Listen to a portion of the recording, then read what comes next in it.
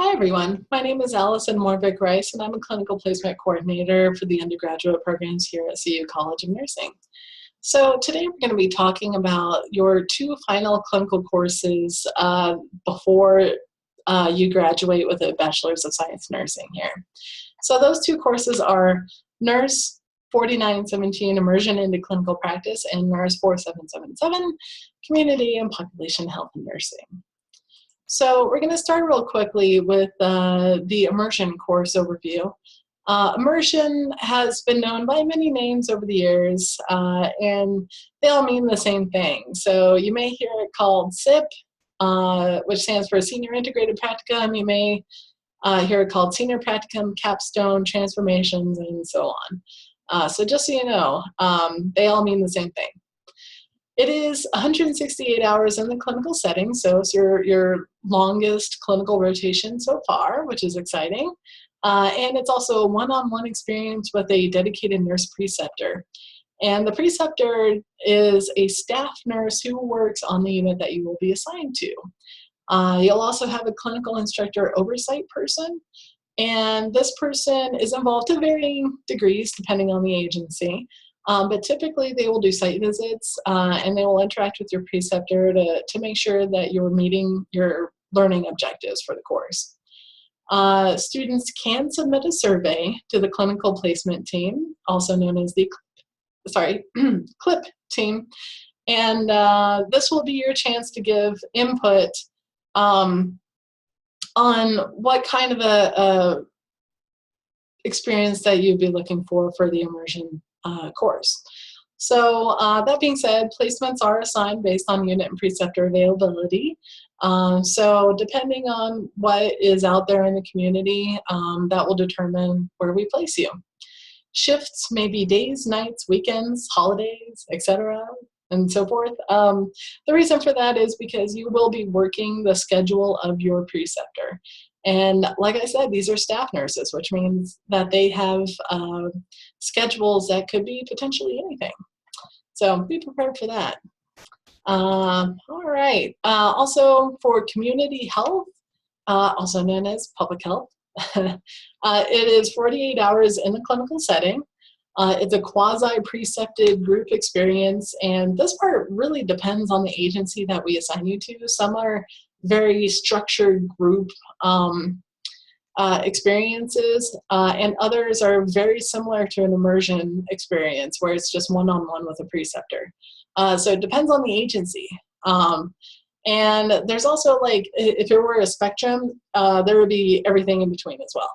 So then you'll also have a clinical instructor scholar oversight person, and they are more involved in this course than they are in immersion. So they will typically give you your schedule directly, and they are coordinating with the agency directly as well. Now, for your agency placement, it is random, so you will not have a chance to put your input in for your community health rotation.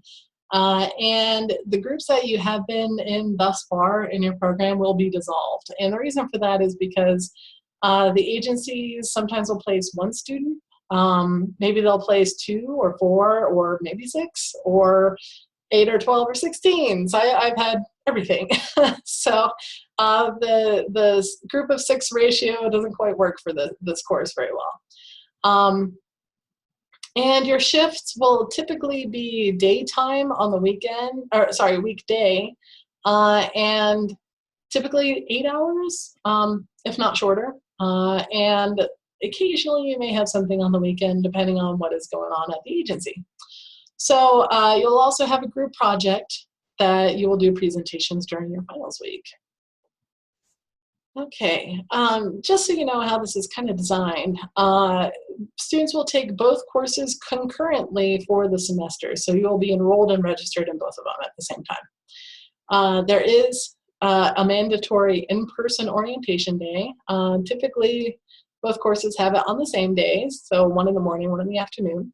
And typically it's on the first Tuesday of the semester, but double check your course schedule just in case this time is different. And there will be a required in-person simulation, or several actually, and CEC time. Community health, as I mentioned before, will have project presentations during finals week. Otherwise, everything's online. And we did that on purpose so that you could be as available as possible to do whatever crazy schedule your preceptor for immersion has. So this ought to free you up. So there are a few blackout dates that I mentioned above, but yes, the goal here is to make you available. Also, students may begin their clinicals the day after orientation. You cannot start before orientation. And the reason for that is because your course faculty need to be on call in case there's some kind of crisis, like maybe you have a needle stick or something like that. They are not on call before the course actually starts. So, but the day after is okay, unless you're doing like computer training or something like that beforehand, or an agency orientation. That's okay to do before. But actually starting your rotation with your preceptor, you have to wait until the day after orientation. Now, roughly half the cohort will be split in half, and they will do, the whole cohort will be split in half, and the one half will do immersion first, and the other will do community health first. Then around the midpoint of the semester, they'll switch. So the order, so some students may do immersion, then community health, some may do community health, then immersion. The order will be determined by the CLIP team. Now back to immersion. This is a list of the types of units that you may be assigned to. And this, I think, is actually the real beauty of the immersion course right here, because as you can see, there is a lot of variety here. And a lot of this stuff is something that you have not been exposed to so far. So you will have a chance to do something very different. It's really cool. Yeah, I mean, if you look at this thing, and you may want to pause it. I mean, there's all kinds of things on here. Like one thing I think is really interesting is like childhood diabetes, or school health nursing, or you can do mental health. You can do peds. Sometimes you can do juvenile mental health. Maybe transplant. You know, just looking around here, there's all kinds of really interesting things. And this is not an exhaustive list. I have been doing this for 8 going on 9 years. And I'm sure this is just the stuff I could think of off the top of my head, and I'm sure I'm missing something. So this is really the beauty of it, I think. Now, if you'll notice, there is the colored text here at the bottom. So certain placements do require some extra effort. So you see for critical care over on the left side, if you request one of those units, then you will have to write an essay. Nothing too traumatic, I think. It's just basically a one-pager. And this is an essay that will get sent off to the agencies who may consider placing you on a critical care unit. So what they're looking for, that's a good question. Professionalism is one thing I know they're looking for. Any previous work experience if you have it, but if not, I've still placed students on critical care without. So that is possible. Yeah, I mean, I think a lot of units are looking for whether or not it's going to be a good fit. If you've got the right kind of attitude for a challenging placement like critical care, and yes, it is very challenging. So kind of keep that in mind. Also over here in the middle for peds, kind of the same deal. Now, this is specifically requirements for Children's Hospital Colorado.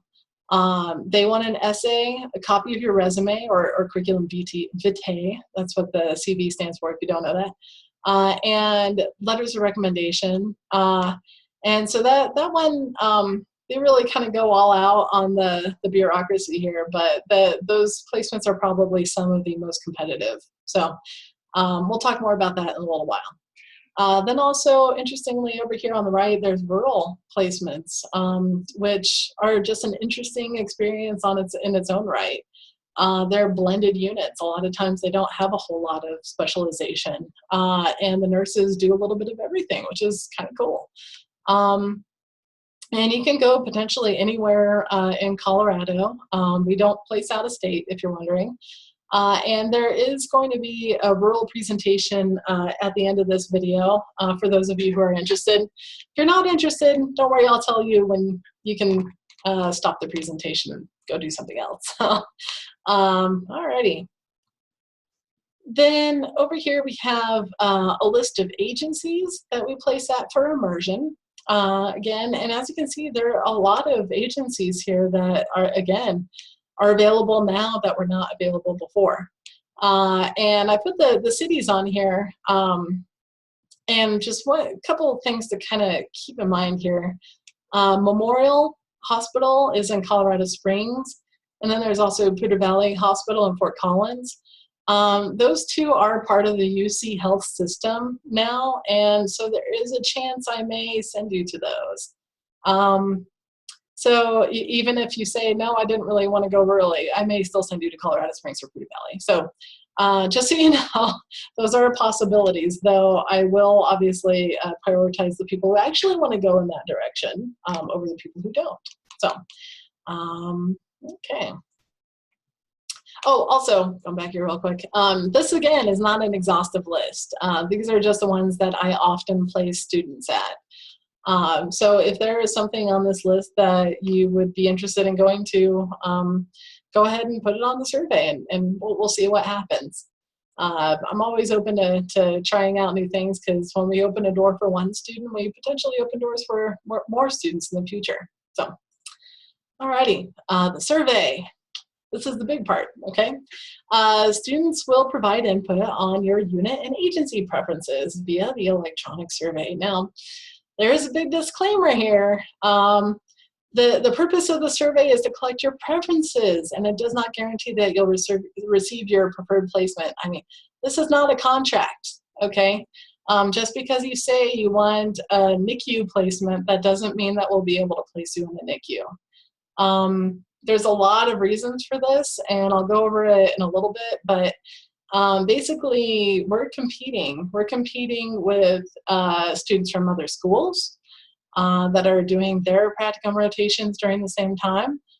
We are also competing with new grads who also use the same pool of preceptors that we do, and obviously they get preference because they're employees of the agency. So there's a lot of variability that goes on here, and I mean, I'll go over it in a little bit here, but yeah, this is a guide, strictly a guide for us to try and make a good match, because we want to make good matches. It makes everybody happy. It makes the students happy. It makes the agencies happy. It makes the preceptors want to precept again. But just to be absolutely crystal clear, our number one priority is getting you a placement so that you can graduate. That's a good learning experience, so you can graduate. Second priority is getting you the unit that you prefer, okay? So you may or may not get what you put on the survey. It all depends, it all depends.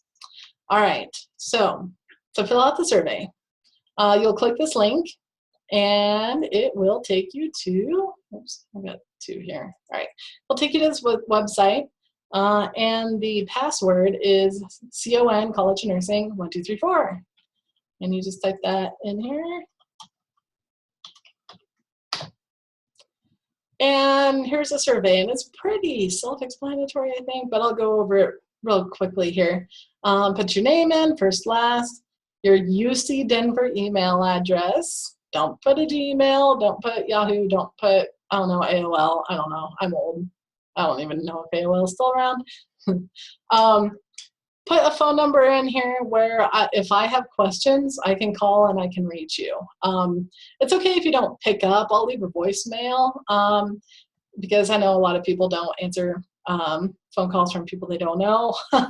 But put something there, because if I'm having trouble, just a really, really, really hard time matching your preferences, I will maybe be calling you and trying to get more information out of you, or discussing situations, whatnot.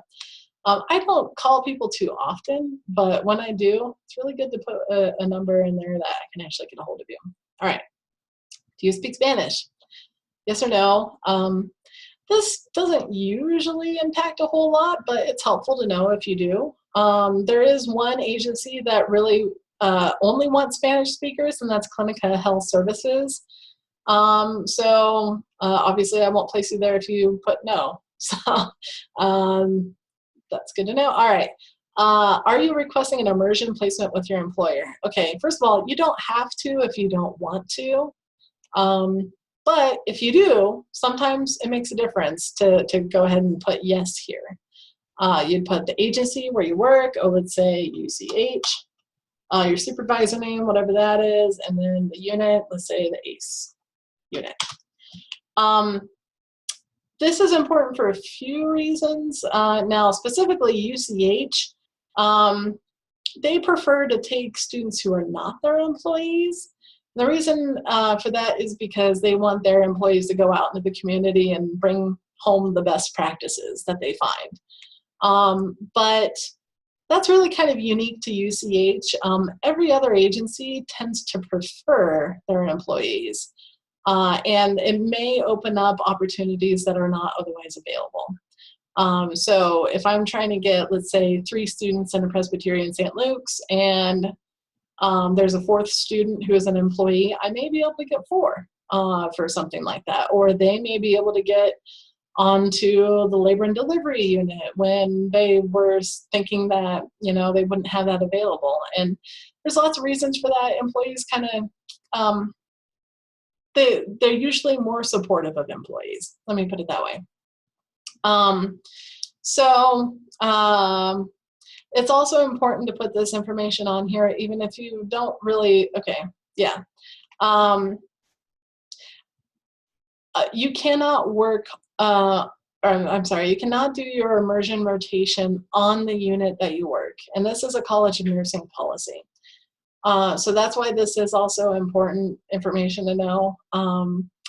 And the reason for that is that there's often been role confusion in the past where students will be there for their immersion rotation, and their employer comes along and says, hey, I need you to do like all these things that you would normally be doing if you were working right now. And it just takes giant chunks of time out of your learning time. And it's put students at a disadvantage. So we now have a rule that you cannot do your immersion rotation on the unit that you work. Now, you can go to the same hospital, just somewhere else, okay? So that's just something to kind of keep in mind. All right, also, are you interested in being placed on a rural location? If you say yes, then you can put a location down here, and you can put like a city, let's say Steamboat, or a specific agency like St. Mary's. Oh geez, what? I don't know what I did. Oh, I hit enter. Grand Junction. Yeah. So yeah, you can do that. If you want to come talk to me or one of us here in the CLIP team about rural possibilities, that's fine. There's lots of really cool experiences that I've sent students to over the years. And yeah, there is typically free housing, but you have to go through AHEC to get it. And we'll go over that at the end of the presentation. All right. So rank order your top 5 preferred agencies. Again, this does not guarantee that you'll be placed in your first choice. Okay. Preference 1, let's say UCH. Let's say for preference 2, Denver Health. Preference 3, oh, I don't know. You get the idea. Now this down here is what is more important to you, unit or agency? Now this is a really important question for the survey because down here you can rank order the types of units that you want. So if you want critical care, high acuity med surge, like a peri-op unit or a step-down unit.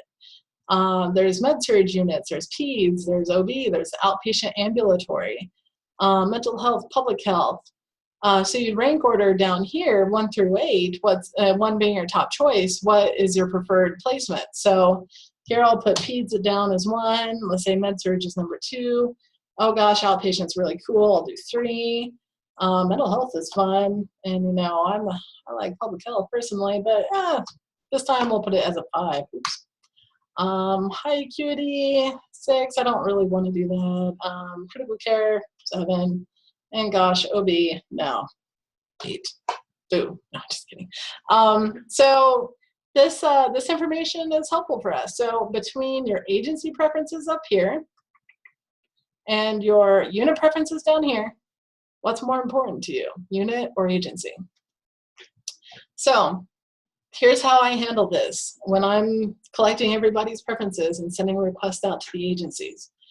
If they come back, you know, I'm always hoping for a win-win. I'm hoping that, gosh, UCH can place student Allison Morvick-Rice in PEDS, even though they don't have PEDS. So I would go to number 2, MedSurg.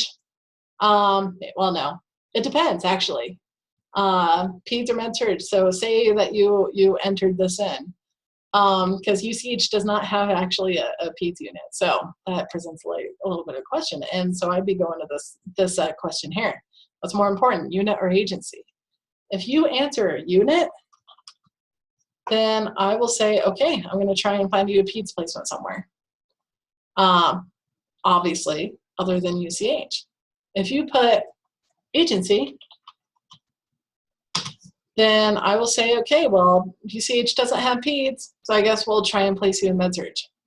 So that's kind of how I approach this problem. Usually, I can't get everybody their top choice on both of these, the agency or the units. But I will try and get as high on the list as I can, just for everybody. My goal is maximum happiness here. So I will try, but if there have to be trade-offs made, then that answer that you place here, what is more important to you, a unit or agency, that will be the guide of which list do I start going down. So do I start going down the agency list, or do I start going down the unit list? So if you place, say, agency here, my thought is that you really want to go to UCH for whatever reason. Maybe you're trying to get a job there. Maybe it's your employer and you just want to be there. Maybe it's close to your house. I don't know. That part doesn't matter to me. But I'm going to say, all right, UCH, this student, Allison Morvick-Rice, she wants PEDS. Obviously, you don't have that. So can you place MedSurg? And if not MedSurg, can you place outpatient? If not outpatient, can you place, oh gosh, mental health? And then just kind of go down the list, and then they will try and do whatever the best match is. Or alternately, if you put unit here, then what I get from that is you just want that unit anywhere. So if PEDS is here, and obviously UCH doesn't have that, I would be calling you up and say, hey, go do the children's thing. But I would also say, okay, maybe Presbyterian St. Luke's because they have the Rocky Mountain Hospital for Children, or maybe Poudre Valley, or maybe Barbara Davis with childhood diabetes, or maybe Sheridan, they have a PEDS clinic. And that's kind of like a public healthy PEDS thing anyway. And gosh, public health is number 5 here. Maybe that's a good fit. I don't know. So yeah, that's basically how I approach this. Now, a couple things here. You can read that here. If you want a critical care placement as your number 1, or 1, 2, or 3, I'd recommend go ahead and do the essay. Now here's a little prompt here. What makes you an outstanding candidate for critical care or ED practicum clinical placement? And then answer it. Do 1 page, no more. Really, you don't need to do more than that. But actual essay format, I'd recommend, and make it professional. Put that in there. We'll send it off to agencies as appropriate. And then the agencies will decide if it's a good match or not. Same thing with PEDS. Now down here in the PEDS, if you indicate general PEDS as your top 3 choices and you wish to be placed at Children's, you'll need to submit a cover letter indicating why you'd like to be placed at Children's, 2 letters of reference, and a current resume, and email it to Kristen Belderson. Do not email it to us. It's liable to get deleted. Email it to Kristen Belderson. Now, thing about PEDS, Children's is really the only game in town, I hate to say, for a really quality peds experience.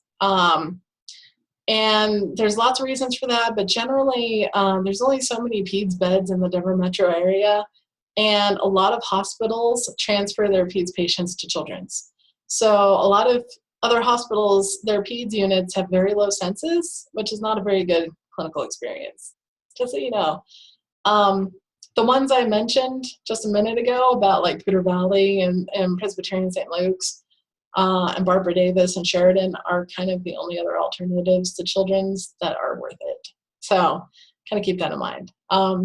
This information goes to children's, and then they email me back and say, okay, here's who we want to place. There is hot competition for this because, again, we're competing with other students and other schools. There have never been enough PEDS placements for the number of students who requested it. And sometimes, you know, if you're not picked, I wouldn't sweat it too hard because, like I said, huge competition. They may think you're all wonderful, and they would take you all if they could, but limitations, resource limitations, whatnot. So, all right, then last but not least, moving on here, comments. Go ahead and write whatever you need to write here in the comments. Now, if there's a particular unit on this list here that really jumped out at you and said, jail, oh my God, yes, I want to go to jail. Go ahead and put that down on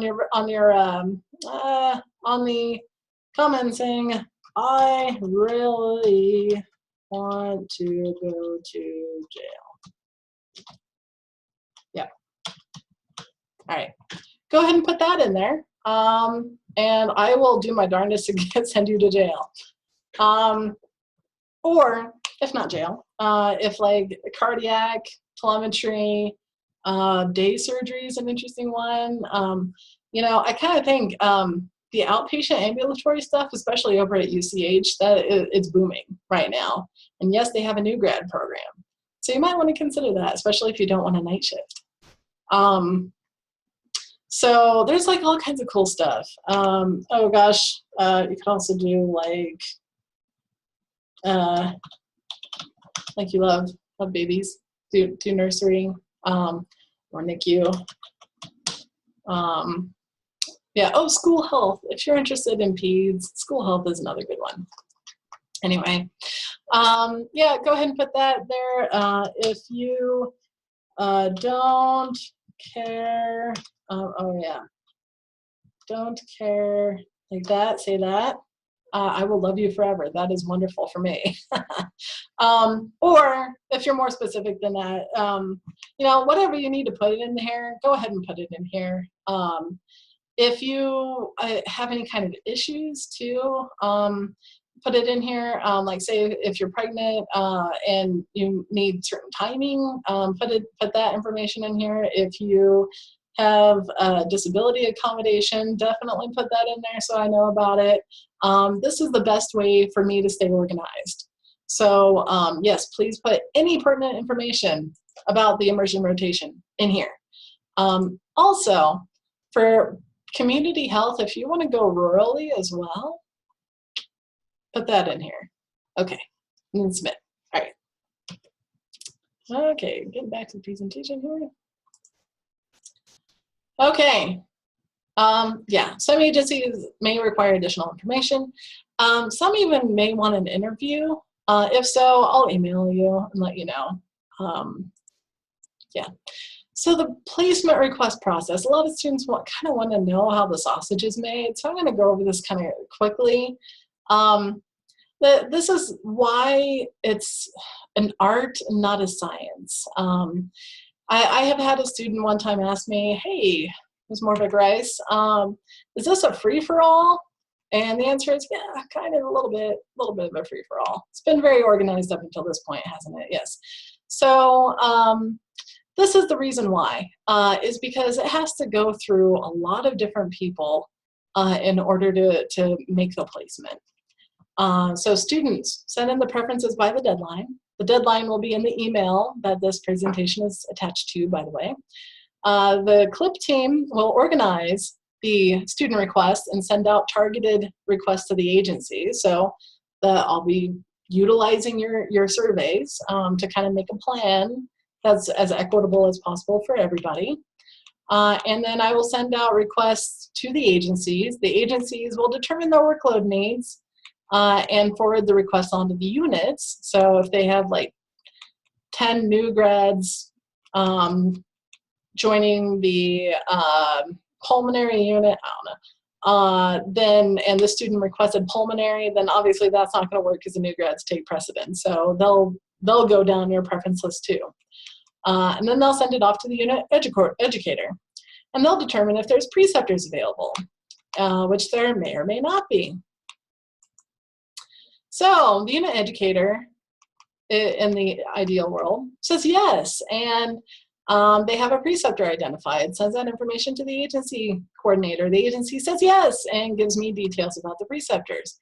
A CLIP team places a student in MCE, and then you get the placement. Awesome. Or the unit educator says, no, sorry, we don't have any preceptors. The agency says, no, sorry, we don't have any preceptors. The CLIP team says, okay, well, but dang it. Guess I'll look at the survey again and make the decisions.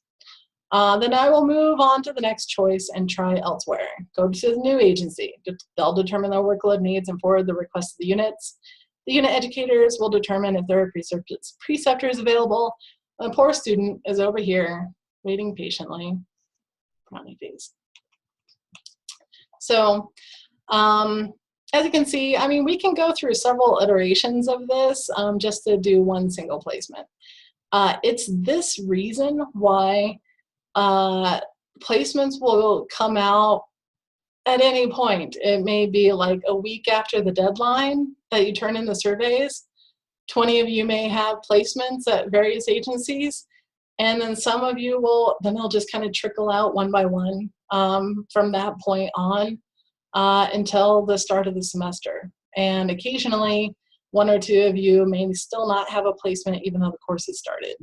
So it's because there's just so many people involved here that it kind of goes round and round and round. Your peers' experience is not going to be the same as your own. So keep that in mind. You just got to be patient. Let the process do its thing. All right. Okay, advice on filling out the survey. I know everybody loves getting advice. Keep in mind that what you want, or that what the community has to offer may not be the same as what you want. I have had students, going back to the little survey here that says Peds Oncology,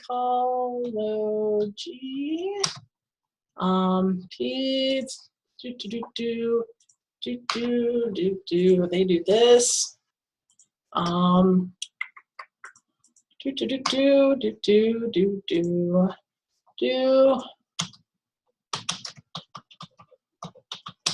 that's it. Yeah. I can't do anything with that. Don't do that.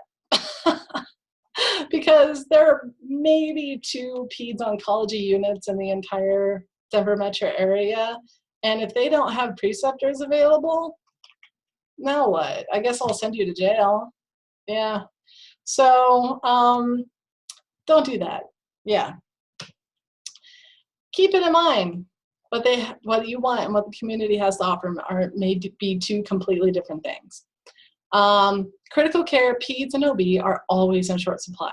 Like I said, I've been doing this for almost 9 years.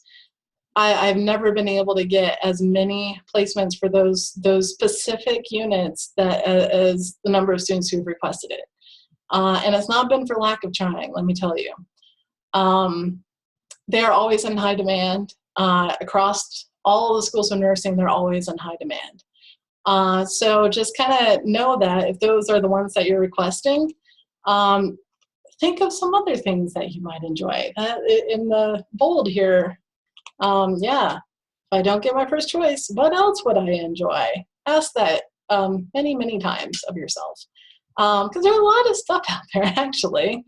And there's a lot of really great med-surg experiences, like primo units out there. But if you don't put it down, I may not place you there. So being too limited, like what I just showed you, will probably lead to disappointment. Yeah. Now, if I have, let's say, 10 students who want some kind of OB placement and I have 9 OB placements, you can bet I'm definitely taking those 9. But there will be like 1 student who draws a short straw and doesn't get it.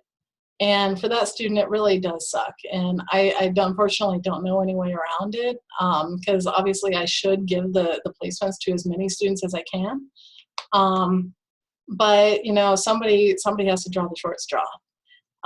And just so you guys know, I'm all about student equity. Definitely, definitely. So everyone has the same shot at their first choice.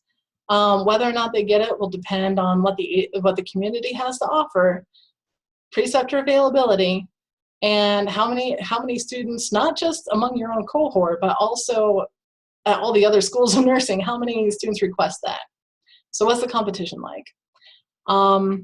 So yeah, it's kind of a bummer in that respect, and I wish the community would just say, hey, Allison, yeah, we'll give you whatever you need. It's cool. But they don't, unfortunately. So providing more information on the survey, not preference list, is better than providing too little. I like having more information just because it gives me stuff to work with. No. And if you have any relevant experience or issues that we know about, definitely put in the comment section like I mentioned. All right, receiving your placement. The CLIP team will assign your placement My Clinical Exchange and send you an email with additional information like we typically do. Occasionally, if it's an agency that we don't place at too often, they may or may not be in My Clinical Exchange, in which case I'll just send you an email. And I know you guys are avidly looking at your emails during this time. So you will be assigned a clinical instructor and a preceptor, like we mentioned. Keep in mind that information trickles in at different rates. Again, going back to those process maps, that's the reason why. So many moving parts. Once you have your preceptor's contact information, you're free to reach out to them and get your clinical schedule. They will give it to you directly. It's not going to be through My Clinical Exchange. In fact, My Clinical Exchange will say like every day of the week for 16 weeks, and obviously that's not right. So the information is going to come to you from your preceptor directly, because I don't know what their schedule is going to be. These are staff nurses. They bid for their schedules like normal staff nurses do. So whatever their schedule is, they will tell it to you directly. Once you have your schedule, be sure to email it to course faculty. All right, receiving your placement some more.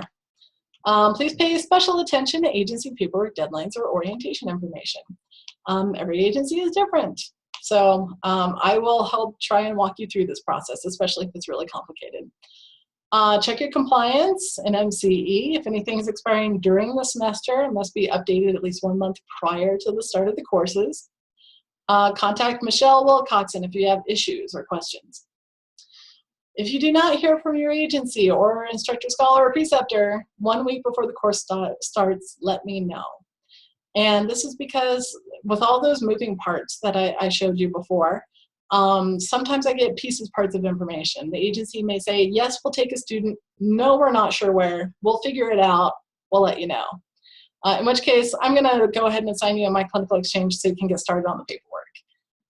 And they will figure it out, and the information will trickle out as they figure it out. And they figure it out whenever they can get everybody to communicate back to them. So sometimes you will be communicated with by the agency directly. So make sure you kind of check in your junk mail too, because sometimes they come from these email addresses that look like spam to your email.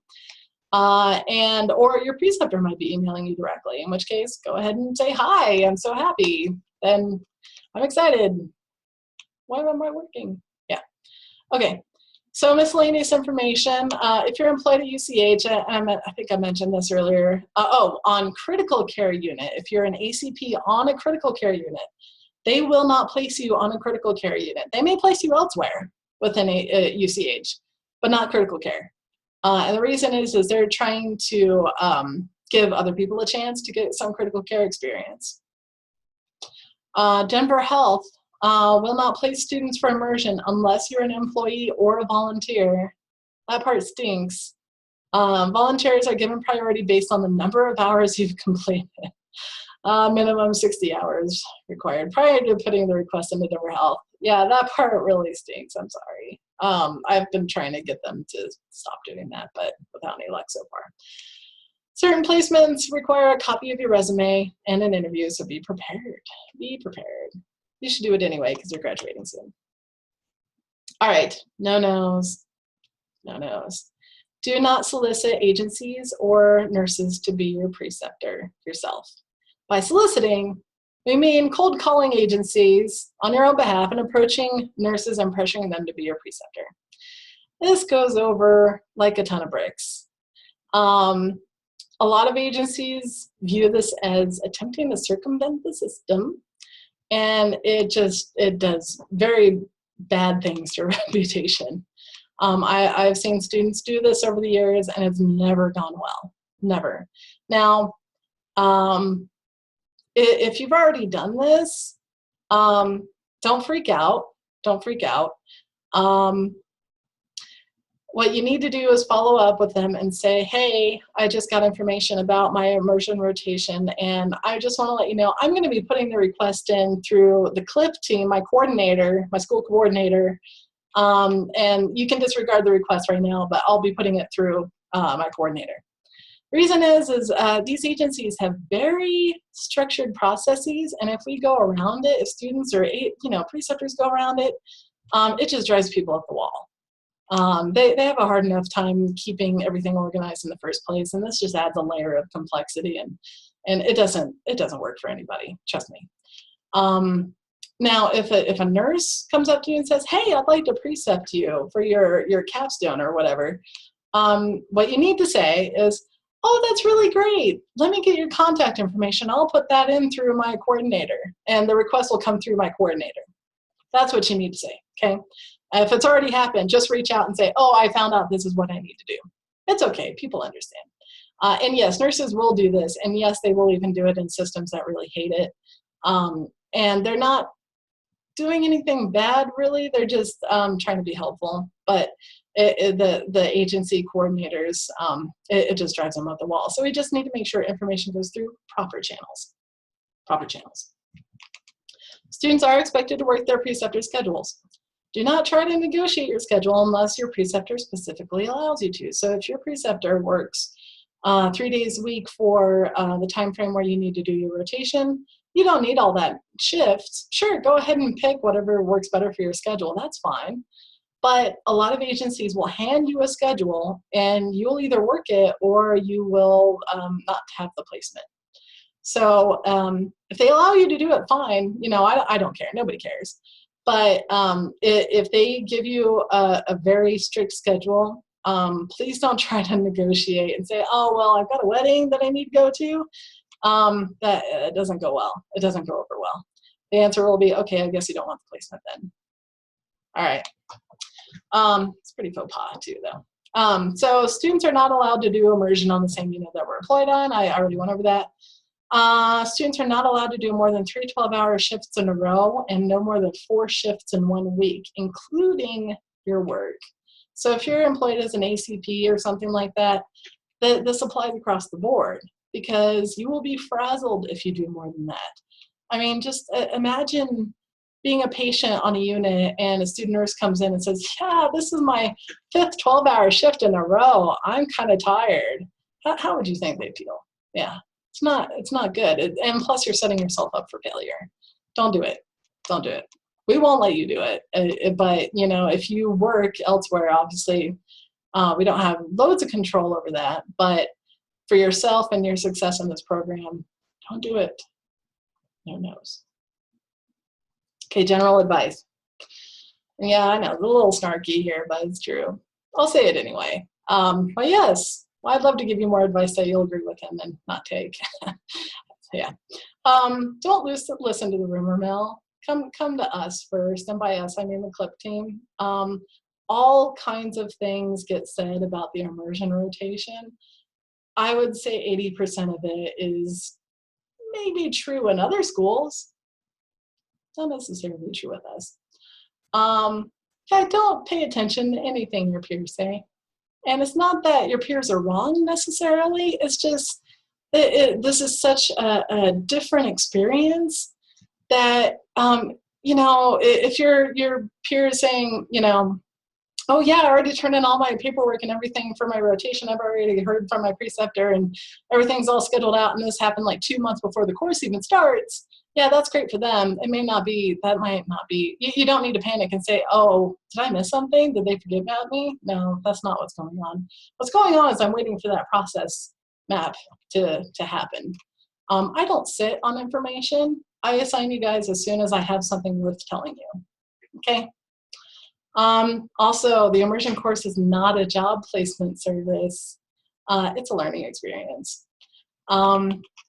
As much as I would like for it to be a job placement service, you know, this is going to be 8 weeks out of the rest of your career. And it's always nice to get a jump start on networking and whatnot, but you know, this not intended to be a job placement service. You ought to go into this with the mentality that I'm going to finish out my education here for the bachelor's degree, and it's going to be good. What else do I need to know from here on out? Not necessarily who do I need to connect with to get a job. I mean, certainly, obviously, you probably will do that anyway, but just know that's not the intent of this course. The intent is to be a learning experience. Okay, you can never go wrong with med-surg units. Now, I say this after I showed you that lovely list of all those units that you could potentially go to, but at the end of the day, this is a generalist nursing program, not a NICU nurse training program. And our education is really geared towards a generalist nurse. Also, if you have really, really solid med-surg skills, you can potentially go anywhere after that. In fact, a lot of agencies, especially like critical care units, they won't even consider hiring you unless you have really solid med-surg skills. Even if you did your practicum rotation on an ICU or something like that. So it's really, you can really, there's nothing bad about doing med-surg, is my recommendation to you. And plus, there's cool stuff to do within med-surg, like oncology or transplant or, you know, cardiac telemetry is interesting. So anyway, and also remember that your immersion rotation is not the end of your education. It is just the beginning. Like I said, it's 8 weeks out of the rest of your career. Plus, when you graduate, you'll probably be precepted for another 1 or 2 years after this. So take it for what it's worth. It's a fun experience. It's, you know, have an open mind. If you get a placement that really it wasn't quite what you were hoping for, I can't tell you how many times over the years I've heard students say, wow, that I was kind of unhappy, but then I got in there and I had a blast. I had a blast. And, you know, I just, what you put into it is what you're going to get out of it. Trust me. All right. There's some policy information included on this email that you probably want to take a look at it. I've covered a lot of it, so, but just so you know, that stuff is available to you. Also, we'll be having an in-person Q&A session, and those dates and times will be in the email. And the rural presentation will be here momentarily. Everybody else, if you're not interested in going rurally, feel free to stop the presentation now, and thank you so much. All right, rural. Like I mentioned earlier, rural is defined as anywhere outside the highly populated Fort Collins, Boulder, Loveland, Denver, Colorado Springs areas. Obviously, you must stay within the state lines of Colorado. And you can be placed rurally for either your immersion or your community health rotation, or both. And I've got good ideas on that. So if you're interested in like a kind of a dual rotation like that, you know, let me know. Come talk to me. Typically, rural placements are really good for emergency department rotations, especially in the mountains during ski season. there's lots of cool stuff to see. Med-surg floors are also pretty typical, or float pool-esque type placements, like I mentioned earlier. They're usually much less specialized units, so students get to kind of go around everywhere. It's pretty cool. I would say rural is not great for OB placements, just because the census is hit or miss. If you really want OB or something like that, probably Denver metro area is your best bet. They do tend to take a little bit longer to confirm, just because there's a little more, I mean, we're not regularly sending students to these agencies, so they tend to take a little bit longer to get things squared away. All right, common rural agencies that I send students to, here's a list. All of these are great, great experiences. I don't think I've had a student have a bad rural experience thus far. Yampa Valley is also part of the UC Health System now. That's a new change. Department of Corrections, they have their alignment in Canyon City. Jails. Garfield County Health Department can do community health, and that's in Glenwood Springs. I usually pair that up with somebody who is going to Valley View in Glenwood Springs. If somebody wants to go to Salida, there's Heart of the Rockies Regional Medical Center, and then there's also the hospice that's there. So it's really cool. I mean, rural is a neat place to do your rotations in, and I think it's really worth it. Now, as I'm sure you're wondering, housing. If you don't have housing in the place where you want to go, there is housing help available for students through AHEC. And AHEC stands for Area Health Education Center, I think. There is a brochure that is attached to this, this email. Take a look at it, and that has information. Now, if you get your housing through AHEC, then it is free to you. They typically find host families, or for their really popular areas, they have apartments that students just kind of come and go. But if you decide that you don't want to go through AHEC, you can find something on your own, or if you have family that lives there, that's totally fine. You can do whatever you want to do. And there is some limited reimbursement if you still register through AHEC. They'll give you, I think, about $10 to $15 a day stipend or something like that. So that's helpful. AHEC does need at least 6 weeks advance notice. So you'll register with AHEC and say that you need housing between such and such dates and such place, and then they will find the housing for you. But don't jump the gun, okay? It's really disruptive to AHEC if you cancel the request. So if we say that we want to